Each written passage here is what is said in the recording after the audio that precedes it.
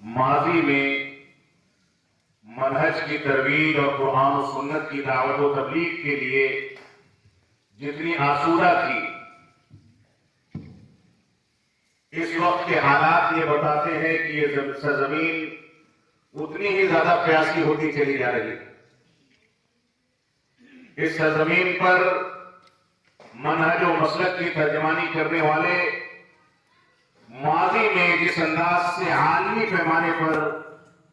منہج و مسلک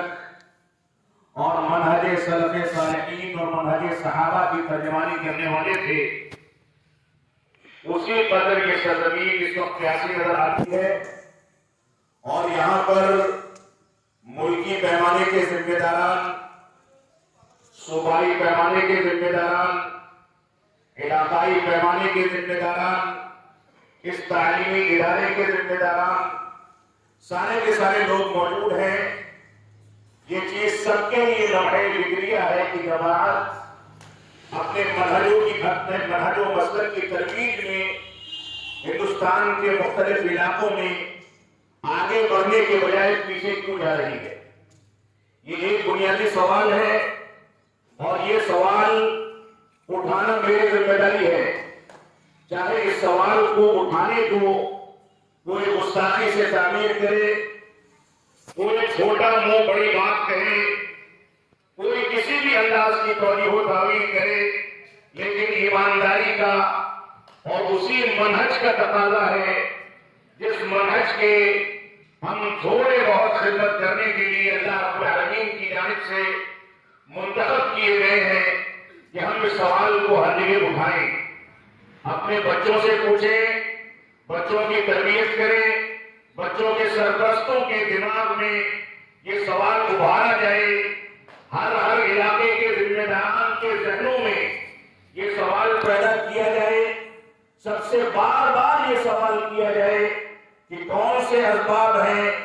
کہ ہمارا منہج و مسلک آمین اور رفع الیدین تک سمٹ کر کے رہ گیا ہے، کون سے اسباب ہیں کہ ہماری مسجدیں، ہمارے مدرسے صرف شناخت پر باقی رہ گئے ہیں کہ ہمارا تعلق جماعت اہل حدیث سے ہے اور ہم قرآن و سنت پر عمل کرنے کا دعویٰ کرتے ہیں، جبکہ حقیقت اگر دیکھی جائے تو ہمارے معاملات، ہماری زندگی، ہمارا لین دین، ہمارا اٹھنا بیٹھنا، ہمارا سونا جاگنا، ہماری ساری کی ساری چیزیں قرآن و سنت کے منہج کے خلاف نظر آتی ہیں۔ تو کیا صرف اتنا کہہ دینا، صرف اتنا دعویٰ کر لینا کہ ہم کسی اہل حدیث ادارے سے پڑھائی کر کے نکلے، کسی اہل حدیث مسجد سے منسلک ہیں، اپنے جماعت کی صوبائی جمعیتوں سے یا مرکزی جمعیتوں سے یا اپنے علماء کرام سے منسوب ہیں، کیا اتنا دعویٰ کر دینا کافی ہے؟ یہ ایک بنیادی سوال ہے۔ میں نے آپ کے سامنے سورہ بقرہ کی ایک آیت کریمہ کی تلاوت کی ہے۔ اللہ رب العالمین نے فرمایا، یا ایھا الذین آمنوا ادخلوا فی السلم کافہ، اے ایمان والو اسلام میں مکمل طریقے سے داخل ہو جاؤ، ولا تتبعوا خطوات الشیطان، اور شیطانی ہتھ کنڈوں کی پیروی نہ کرو، انہ لکم عدو مبین، وہ تمہارا کھلا دشمن ہے۔ فَإِن زَلَلْتُم مِّن بَعْدِ مَا جَاءَتْكُمُ الْبَيِّنَاتُ فَاعْلَمُوا أَنَّ اللَّهَ عَزِيزٌ حَكِيمٌ، اور سن لو اگر دین کو، منہج و مسلک کو سمجھنے کے باوجود تم کہیں تھوڑا بہت لڑکھڑا جاتے ہو، تمہارے قدموں میں لغزش پیدا ہو جاتی ہے، شیطان اپنے ہتھ کنڈوں میں کسی حد تک کامیاب ہو جاتا ہے، لیکن تمہارے دلوں میں اصلاح کرنے کا احساس باقی ہے، تو اللہ رب العالمین غالب ہے، حکمت والا ہے، تم کو صحیح راستے پر لانے والا ہے۔ لیکن آج کے دور میں قرآن و سنت کی پیروی کرنے والوں پر اگر نظر ڈالی جائے، ان کا گہرائی کے ساتھ مطالعہ کیا جائے، ان کا دراسہ کیا جائے، ان کی زندگی کو دیکھا جائے، ان کے گھروں میں داخل ہو کر کے ان کا مطالعہ اور دراسہ کیا جائے، تو ہمارے ہاتھ میں افسوس کے سوا کچھ نہیں آتا۔ آیت کریمہ کے پہلے ٹکڑے پر عمل کرنے والے خال خال نظر آتے بناتے ہیں اور شیطان کی پیروی کرنے والوں کی بھرمار ہے. ان کی تعداد اتنی طویل اور اتنی بڑی ہے کہ اہل سنت والجماعت کے منہج کی ترویج کرنے والے بسا اوقات کچھ کہتے ہوئے گھبراتے ہیں کہ ایسا نہ ہو کہ شیطانی لشکر ہم کو اچک کر کے تباہ و برباد کر دے، ہمارے اوپر اتہامات لگائے جائیں، ہم کو محظور کرنے اور دین اسلام سے خارج کرنے کی کوششیں کی جائیں، ہمارے اوپر غلط انداز کی باتیں کی جائیں، تو معاشرہ پورے طریقے سے پلٹ چکا ہے. یہ ہریانہ کی سرزمین جہاں علامہ عبدالحکیم جیوری رحمۃ اللہ علیہ کے اطراف موجود ہیں، ان کے شاگرد اور شاگردوں کے شاگرد موجود ہیں. یہ وہی سرزمین ہے جہاں مولانا داؤد راز رحمۃ اللہ علیہ نے بیٹھ کر سارے ہندوستان بلکہ ساری دنیا کے لیے منہج و مسلک کی جو ترویج پیش کی تھی، اس کی مثالیں آج بھی دی جا سکتی ہیں. لیکن نئی نسلیں نہ اس بات سے واقف ہیں کہ ہمارے علماء کون تھے،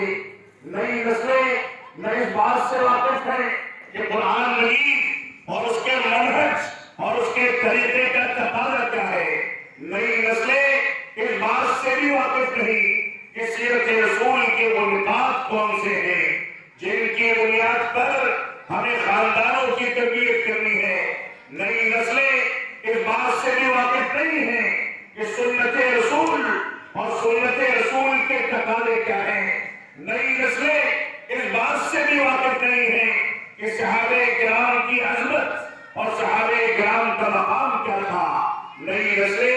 اس بات سے بھی واقف نہیں ہیں کہ علماء کرام، محدثین کرام، ائمہ کرام کا مقام کیا تھا، ان کی کتابوں کا مقام کیا تھا. یہ کتب ستہ،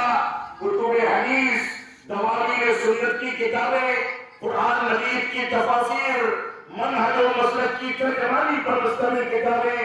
آج ہمارے گھروں کی اور مسجدوں کی اور مدرسوں کی اور لائبریریوں کی زینت بن کر کے صرف اس کا دور آ کرنے تک محدود ہو گئی ہے. اس کے تقاضوں کا غور و تدبر کرنے والا کوئی نہیں ہے. معاف فرمائیں گے، باتیں ہو سکتا ہے کہ تلخ ہو، لیکن شکوہ ان سے کیا جاتا ہے جن سے محبت ہوتی ہے، جن سے لگاؤ ہوتا ہے، جن کی خیر خواہی کی امید ہوتی ہے، جن سے یہ امید رکھی جاتی ہے کہ وہ ان باتوں کو سن کر کے آخرت کے سفر کا ابھی سے ایسا سودا کریں گے کہ آخرت میں کامیاب ہو سکے. تو اللہ رب العالمین نے فرمایا، اے ایمان والو ادخلوا فی السلم کافہ، اسلام میں مکمل طریقے سے داخل ہو جاؤ. اسلام میں مکمل طریقے سے داخل ہونے کا معنی کیا ہے؟ معنی یہ ہے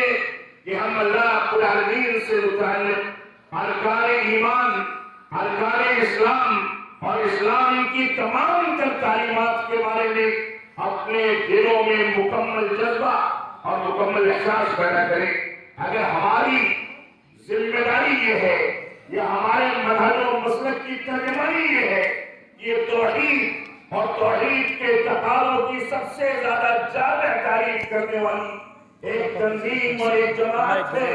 اس جماعت کے نوجوانوں کی یہ بھی ذمہ داری ہے کہ وہ توحید اور اس کے تقاضوں کو سمجھیں. اسلام میں مکمل داخل ہونے کے لیے توحید کے تقاضوں کو نظر انداز کرنے والا کبھی اس میں مکمل داخل نہیں ہو سکتا. تو توحید کے تقاضوں کی مکمل ضمانت داری کے ساتھ پیروکاری کرنے والا، اس میں داخل ہونے والا اگر اس بات کو سمجھ لے کہ اللہ رب العالمین کے حقوق کیا ہے، اللہ رب العالمین کی وحدانیت کا مفہوم کیا ہے، اس کی توحید کے تقاضے کیا ہیں، تو تقاضوں کو سمجھنے والا مسجدوں کو ویران نہیں چھوڑے گا. تقاضوں کو سمجھنے والا مسجدوں میں غلط انداز کے کرتوت نہیں کرے گا. تقاضوں کو سمجھنے والا مسجدوں کے نام پر دنیا میں ادھم اور فتنے نہیں کھڑے کرے گا، بلکہ تقاضوں کو سمجھنے والا ان مسجدوں کو تعلیمی لحاظ سے، روحانی لحاظ سے، تعمیری لحاظ سے، ہر لحاظ سے اوپر لے جانے اور مضبوط کرنے کی کوشش کرے گا. یہی ہندوستان کی سرزمین ہے اور اسی میں جیوری رحمۃ اللہ علیہ کے استاد گرامی میاں نذیر حسین محمد دہلوی نے چھوٹی سی ایک مسجد سے بیٹھ کر کے تقریباً 22 لاکھ لوگوں کو علم حدیث سے بہور کیا. یہ معمولی کارنامہ نہیں تھا، یہ اسی جماعت کے اسلاف کا کارنامہ تھا. انہی لوگوں نے انگریزوں کے خلاف جہاد کا پہلا فتویٰ جاری کیا. اس ہندوستان نے ہندوستان کی آزادی کے لیے انگریزوں کے ظلم و استبداد سے اس ملک کو آزاد کرنے کے لیے ظلم و جور سے نکل کر کے امن و سلامتی قائم کرنے کے لیے اللہ رب العالمین کا فضل و کرم ہے کہ اسی جماعت کے لوگوں نے سب سے زیادہ قربانیاں پیش کی. تو بکرم سلطان بھوت کا نعرہ ہمارے ذہنوں میں یقین رہے. لیکن وہ کیسے سلطان بنے، کیسے دبدبہ قائم کیا، کس انداز سے دنیا میں اپنا لوہا منوایا، اس کے اسباب بھی تلاش کیے جائیں. اس کے متعلق نئی نسلوں کی تربیت کی جائے، ان کو بتایا جائے کہ ہمارے اسلاف نے یہ کارنامے کیسے انجام دیے تھے. تو اسلام میں مکمل طریقے سے داخل ہونے کا پہلا تقاضا یہ ہے کہ ہم توحید اور اس کے تقاضوں کو سمجھیں، اتباع رسول کو سمجھیں،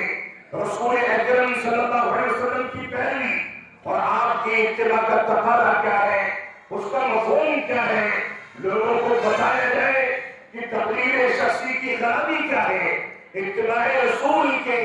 بہتر نتائج کیا ہیں، اتباع رسول کی برکتیں کیا ہیں، اور قال اللہ اور قال رسول کی سزاؤں میں کون سی چاشنی پائی جاتی ہے. کس انداز سے اس کو لے کر کے اگر انسان چلے تو ساری دنیا میں انقلاب کھڑا کر سکتا ہے. نئی نسلوں کو یہ بات بتانے کی ضرورت ہے. ابھی بچوں سے، نونہالوں سے ہم نے کئی ساری تقریریں سنی، لیکن میں اس بات کی صراحت کرنے پر مجبور ہوں کہ ہمارے بچوں نے نصوص شرعیہ کو یاد کرنے میں کمزوری سے کام لیا. آپ کی غلطیاں تھی، نصوص کی غلطیاں تھی، یہ آپ کی سیکھنے کی عمر ہے. آپ تقریر نہ یاد کریں کوئی حل نہیں، لیکن ایک ایک تقریر میں اگر مکمل طریقے سے ازبر کر کے 50 دلائل بھی آپ یاد کر کے آپ یہاں سنا سکتے ہیں اور صرف اس کا ترجمہ کر سکتے ہیں، تو میں سمجھتا ہوں کہ آپ کو مستقبل کی قیادت سے کوئی نہیں روک سکتا. اس وجہ سے ہماری ذمہ داری ہے کہ ہم ان چیزوں کو سمجھیں، ان نزاکتوں کو سمجھیں. آج ہر مسلمان کی زبان پر یہ جملہ ہے کہ مسلمان مظلوم ہے، مسلمانوں کو ستایا جا رہا ہے، فلاں دنیا کے خطے میں ایسا کر دیا گیا، ہندوستان میں بابری مسجد کو منہدم کر دیا گیا، ہندوستان میں طلاق ثلاثہ پر ایسا ہو گیا، فلاں مسئلے میں یہ فیصلے آ گئے. آپ انصاف کے ساتھ پوچھیں کہ کیا ہم نے بذات خود اپنے اوپر ظلم نہیں کیا ہے. آپ انصاف کے ساتھ پوچھیں کہ کیا ہم نے بذات خود اپنے گھرانوں پر، اپنے خاندانوں پر ظلم نہیں کیا ہے. آپ انصاف کے ساتھ اپنی گریبان میں جھانک کر کے پوچھیں کہ کیا آپ اپنی ذات پر ظلم نہیں کرتے. آپ خود پوچھیں، انصاف کے ساتھ سوال کریں. حقیقت یہ ہے کہ دوسروں پر انگلی اٹھانی ہو تو ہماری 10 انگلیاں اٹھ جاتی ہیں، لیکن اگر اپنے اوپر تبصرہ کرنا ہو تو ہم ساری باتیں بھول جاتے ہیں. کسی پر تبصرہ کرنا ہے، فتویٰ دینا ہے، کسی کے بارے میں کسی انداز کی گفتگو کرنی ہے تو ہزاروں باتیں ہمارے ذہن و دماغ میں آتی ہیں، زبان پر ادا ہوتی ہیں، لیکن جہاں ہم کو اپنا خود کا جائزہ لینا ہو وہاں ہم ناکام نظر آتے ہیں. ہمارے گھروں میں بے برکتی پھیلی رہے، طلاق ثلاثہ کو کھلواڑ بنا دیا جائے، ہمارے خاندانوں میں شادی بیاہ میں فضول خرچیاں کی جائیں، ہمارے خاندانوں میں توحید کی ٹانگیں توڑی جائیں، ہمارے خاندانوں میں اتباع رسول کا مذاق اڑایا جائے، ہمارے بچے سیرت رسول کے بجائے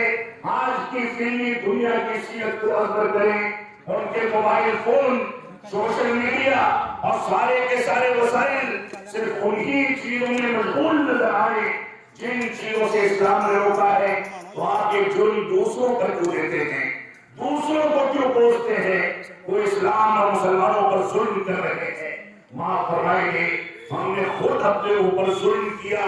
تو رب کائنات نے ہمارے اوپر ظالموں کو مسلط کر دیا۔ تو اسلام میں مکمل طریقے سے داخل ہونے کا ایک تقاضا یہ ہے کہ ہم توحید اور اس کے تقاضوں پر چلیں۔ اگر کوئی شخص توحید کے تقاضوں پر عمل کرتا ہے تو کبھی بھی نہ شرک اکبر کرے گا نہ شرک اصغر کرے گا۔ کوئی شخص توحید کے تقاضوں کو سمجھتا ہے تو کبھی بھی باجماعت نماز سے پیچھے نہیں رہے گا۔ کوئی شخص اگر توحید کے تقاضوں پر چلتا ہے تو کبھی بھی اس کے ایمان میں کوئی کمزوری واقع نہیں ہوگی۔ وہ صدقات و زکات، قرآن و سنت کی پیروی، صحابہ کرام کے مقام، اتباع رسول،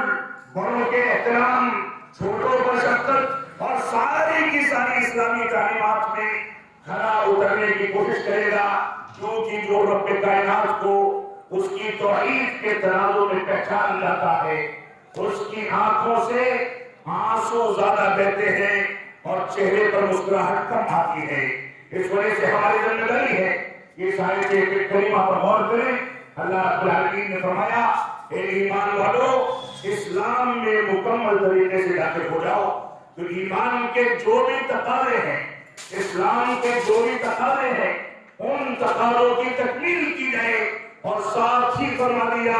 وَلَا تَتَّبِعُوا خُطُوَاتِ الشَّيْطَانِ، اور سن لو دلائل سے ہٹ کر کے تمہارے معاشرے میں، تمہارے خاندان میں، تمہارے گھرانوں میں، تمہاری مسجدوں میں، تمہارے مدرسوں میں، تمہارے کاروبار میں، ہر جگہ پر ایسے فتنے ہمیں تم کو ملیں گے اور آج کے دور میں مل رہے ہیں جو اسلام کے نام پر دلائل سے ہٹ کر کے صحابہ کرام کی تنقیص، صحابہ کرام کی توہین، قرآن مجید کے بارے میں شبہات، حجیت حدیث کے بارے میں شبہات اور نہ جانے کون کون سے فتنوں کے ذریعے تم کو گمراہ کرنے کی کامیاب کوشش کر رہے ہیں۔ یہ شیطانی راستے،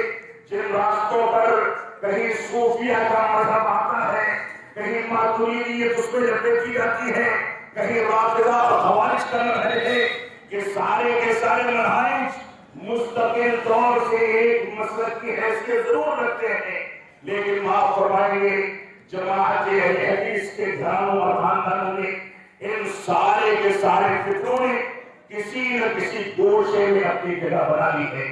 کوئی سلفی ہے، سلفیوں کا عالم ہے، لیکن اپنی کسی فکر میں خارجی ہو جاتا ہے۔ کوئی سلفی ہے، سلفیوں کا عالم ہے، اپنی کسی دوسری فکر میں ماتریدی ہو جاتا ہے۔ کوئی سلفی ہے، سلفیوں کا عالم ہے، صحابہ کرام کی عظمت کے تسلیم کرنے میں کہیں ایسے لوگوں کا ساتھ دیتا ہے جو رافضہ اور صحابہ کرام کو گالیاں دینے کے اسلوب پر چلتے ہیں، اور ہماری جماعت کے افراد ان سے محبت کا اظہار کر کے، اپنے ساتھ بیٹھا کر کے، ان سے دوستی اور الفت کا اظہار کر کے اپنے منہج و عقیدہ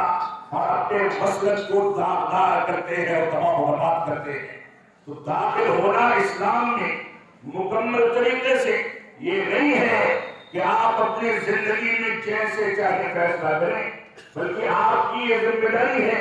کہ آپ قرآن و سنت کے مفہوم کو سمجھیں، اس کے تقاضوں کو سمجھیں، علماء کرام سے جڑیں، علماء کرام سے جڑ کر کے قرآن و سنت کی پیروی کریں اور اس کے مطابق اپنی زندگی کو ڈھال دیں۔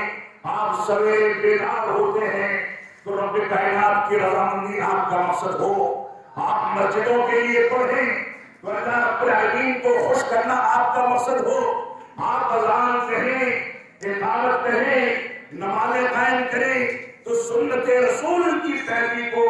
اس میں مکمل طریقے سے نافذ کریں۔ آپ کسی سے لین دین کریں، کسی خاندان میں شادی بیاہ کریں تو دینداری کی بنیاد پر خریدار اور گراہک منتخب کیے جائیں، رشتہ داریاں قائم کی جائیں۔ آپ کبھی چلیں تو سیرت رسول کے آداب، چلنے کے بارے میں کیا تھے اس کو بھی آپ لے کر کے چلیں۔ آپ یہاں تک کہیں کہ اگر آپ بیت الخلا میں داخل ہوتے ہیں تو اس میں بھی رسول اکرم صلی اللہ علیہ وسلم کی سنت اور آپ کا طریقہ ہمارے لیے اسوہ اور نمونہ ہے۔ اگر اس طریقے کو آپ نے اپنا لیا تو آپ دنیاوی لحاظ سے بہت ساری بیماریوں سے دور رہ سکتے ہیں، اور دینی لحاظ سے آپ کار ثواب کو اور سنت رسول کو منتخب کرنے کے نتیجے میں آخرت کی کامیابی کو بھی اپنے گلے لگا سکتے ہیں۔ یہ ساری کی ساری چیزیں شریعت اسلامیہ کے اندر موجود ہیں۔ تو اللہ رب العالمین نے فرمایا یا ایھا الذین آمنوا ادخلوا فی السلم کافۃ ولا تتبعوا خطوات الشیطان انہ لکم عدو مبین۔ اے لوگوں، اسلام میں مکمل طریقے سے داخل ہو جاؤ اور شیطان کی پیروی نہ کرو، کیونکہ یہ شیطان تمہارے جد امجد آدم و حوا کو ایک پودے کی لالچ دے کر کے ان کے تن سے ان کے لباس کو الگ کر چکا ہے۔ یہ شیطان انسانیت کا سب سے بڑا دشمن ہے۔ اس شیطان نے رب کائنات سے جب مہلت مانگی تو رب کائنات نے کہا کہ جا، تجھے مہلت دی جاتی ہے، لیکن میرے نیک بندے قرآن و سنت کے مطابق چلنے والے، اعمال صالحہ کو اختیار کرنے والے، صحیح عقید و منہج کو لے کر کے چلنے والے، یہ شیطان کی پکڑ سے ہمیشہ دور رہیں گے اور شیطانی چالیں ان کے اوپر کام نہیں کرے گی۔ یہ شیطان جس نے انبیاء کرام کو کچو کے لگائے، یہ شیطان جس نے دنیا میں فتنوں و فساد کو بھڑکانے کی کوشش کی، یہ شیطان جس نے دنیا کے وجود سے لے کر کے آج تک اس بات کی قسم کھا رکھی ہے کہ مسلمانوں کو قرآن و سنت کے راستے سے دور کرے گا، رب کائنات نے اس کو مہلت تو دے دی، لیکن اپنے نیک بندوں کے بارے میں اس کو ان سے بری کر دیا اور یہ کہہ دیا کہ تیری چالیں ان کے اوپر کامیاب نہیں ہوں گی۔ لیکن آج کے دور میں مسئلہ کیا ہے؟ شیطان نے جو وعدہ کیا تھا وہ وعدہ تو پورا ہوا، اور شیطان نے جو کوششیں کی تھی آج وہ کوششیں ان لوگوں پر سب سے زیادہ کامیاب ہوتی نظر آتی ہیں جو لوگ قرآن و سنت سے قریب ہونے کا سب سے زیادہ دعویٰ کرتے ہیں۔ تو یہ شیطان رب کریم کے سامنے گڑگڑا رہا تھا اور کوئی چیز مانگ رہا تھا۔ ہماری ذمہ داری یہ تھی کہ ہم رب کریم کے وعدے کو پورا کرنے کے لیے اپنے آپ کو نیک اور صالح بناتے، قرآن و سنت کے مطابق چلنے والا بناتے، قرآن و سنت کی پیروی کرتے، تاکہ شیطانی ہتھکنڈے ہماری ذات پر کام نہ کریں۔ لیکن بدقسمتی ایسی ہے کہ ہم نے شیطانی چالوں کو کامیاب بنانے کے لیے اپنے آپ کو ہمارے صالحہ دین اسلام کے عقائد اور بنیادوں سے دور کر لیا، اور شیطان ہمارے گھرانوں میں اس حد تک کامیاب ہو گیا کہ ہماری بچیاں بے حیائی اختیار کرنے، ہمارے گھروں میں وہ کتابیں پڑھی جائیں جن میں خلافت و ملوکیت کے بہانے سے صحابہ کرام کی تنقید کی جاتی ہو، ہمارے گھرانوں میں ایسے فتنے داخل ہو جائیں کہ حجیت رسول پر شبہات کیے جائیں، ہمارے گھرانوں میں اس انداز کے فتنے ہوں کہ ہمارے بچے اپنے ماں باپ کی ناقدری کریں، ان کی توہین کریں، چھوٹوں پر شفقت کے بجائے ان کے خلاف سختیاں کی جائیں، اور پورے کے پورے خاندان ٹوٹ کر کے تباہ و برباد ہو جائیں۔ یہ شیطانی ہتھکنڈا ہے جو کامیاب ہوتا نظر آتا ہے۔ ہماری ذمہ داری ہے کہ شیطان کو ناکام بنائے اور رب کائنات کو خوش کرنے اور اس کی رضامندی کو تلاش کرنے کے مواقع تلاش کریں، اس کے مطابق زندگی گھائیں۔ یہ سورہ بقرہ کی ایک آیت کریمہ تھی جس پر تمہیدی شکل میں نے اپنے خطاب کو تھوڑا سا طویل کر دیا۔ اللہ رب العالمین ہم کو اس کے مطابق عمل کرنے کی توفیق عطا فرمائے۔ ایک رسول اکرم صلی اللہ علیہ وسلم کی مبارک حدیث جو اس کے بعد میں نے تلاوت کی تھی، صحیح مسلم کی حدیث ہے۔ تمیم داری رضی اللہ تعالیٰ عنہ فرماتے ہیں کہ اللہ کے نبی صلی اللہ علیہ وسلم نے فرمایا الدین النصیحہ، الدین النصیحہ، الدین النصیحہ، دین نصح و خیر خواہی کا نام ہے، دین نصح و خیر خواہی کا نام ہے، دین نصح و خیر خواہی کا نام ہے۔ رسول اکرم صلی اللہ علیہ وسلم سے صحابہ کرام نے پوچھا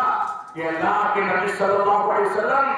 یہ کس کے لیے نصح و خیر خواہی کا نام ہے؟ تو آپ نے فرمایا للہ ولكتابه ولرسوله ولأئمة المسلمين وعامتهم. آپ نے فرمایا 5 لوگوں کے لیے یہ 3 نسخوں خیر خواہی کا نام ہے. ایک رب کائنات کے لیے انسان رب کائنات کی وحدانیت کو سمجھ لے، صرف تنہا اسی کی عبادت کرے، اسی کے آگے رکوع اور سجدہ کرے، اسی کے گھر کا طواف کرے، اسی سے منتیں مانگے، اسی کو مشکل کشا سمجھے، اسی کو حاجت روا سمجھے، اسی سے دعائیں کرے، اسی کے آگے جھکے. کوئی تکلیف اور پریشانی ہے تو مائک پر آ کر یہ نہ گائے کہ میرے ساتھ ایسا ہو گیا ویسا ہو گیا، بلکہ رات کی تاریکی میں بیٹھ کر کے اپنے رب سے شکوہ کرے اور صبح کے اجالے میں اس کے حل کو تلاش کرے. یہ رب کائنات ہے. تو رب کائنات کے لیے نصح و خیر خواہی کا معنی اور مفہوم یہ ہے کہ ہم اس کی توحید اور اس کے تقاضوں کو مکمل طریقے سے بجا لائیں، اس کے مطابق زندگی کو ڈھالیں، اس کے مطابق اپنی زندگی میں عمل کریں، توحید کے تقاضوں کو سمجھیں اور توحید کے تقاضوں پر یا توحید کی تعلیمات پر یا اسلامی عقائد پر ذرہ برابر کہیں آنچ آئے تو ہم کنارے ہٹ جائیں، اس سے برات کا اظہار کر دیں. یہ توحید صرف کسی چیز کو ثابت کرنے سے کافی حق ادا نہیں کرتی ہے، بلکہ توحید 2 چیزوں کے مجموعے کا نام ہے. کہ انسان اس بات کا اقرار کر لے کہ رب کائنات صرف ہمارا معبود حقیقی ہے اور اس کے علاوہ جن لوگوں کی بھی عبادت کی جاتی ہے، چاہے جاندار ہو بے جان ہو، درخت ہو پرندے ہو انسان ہو، قبر میں سوئے ہوئے مردے ہو یا زندہ انسان ہو، دنیا کی کوئی بھی طاقت ہو، پہاڑ ہو پتھر ہو کوئی بھی چیز ہو، وہ ساری کی ساری چیزوں کی عبادت سے انکار کرنا اس توحید کا بنیادی تقاضا ہے. ایک مسلمان اگر یہ کہتا ہے میں رب کائنات کی عبادت کرتا ہوں، اس کا اتنا اقرار کافی نہیں، اس کو ساتھ میں سارے کے سارے معبودان باطلہ کی عبادت کا انکار بھی کرنا ہوگا. یہ ہمارے مسلک و منہج کا بنیادی ضابطہ ہے. اس کے مطابق ہم چلے تو رب کائنات کے لیے نصح و خیر خواہی کا مفہوم یہ ہے. میں تفصیل میں نہیں جانا چاہتا، اختصار کے ساتھ ذکر کر دوں کہ رب کائنات کی نصح و خیر خواہی کا مفہوم یہ ہے کہ ہم اس کی عبادت کریں، اس کی توحید کو بجا لائیں، اس کی توحید کے تقاضوں کے مطابق چلیں، توحید کے تقاضوں کی تکمیل کی جائے، صرف اسی کے آگے جھکا جائے، اسی کے لیے رکوع اور سجدے کیے جائیں. کوئی پریشانی ہو تو اسی کے آگے ہاتھ پھیلائیں، اسی کو مشکل کشا